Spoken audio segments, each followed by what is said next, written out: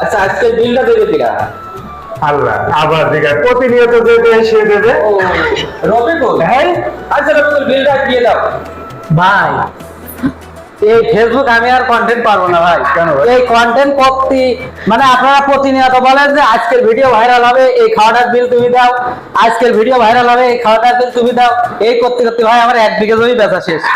আমার ভাই আর কোনো টাকা পয়সা নেই। দেখেন অল্প কটা টাকা নিয়ে ঘুরে বেড়াচ্ছি, এতে বিল দেওয়ার মতন ক্ষমতা হয় সেলিব্রিটি আমি আর ভিডিও ভাইরাল করবো না ভাই। আমার দরকার নেই।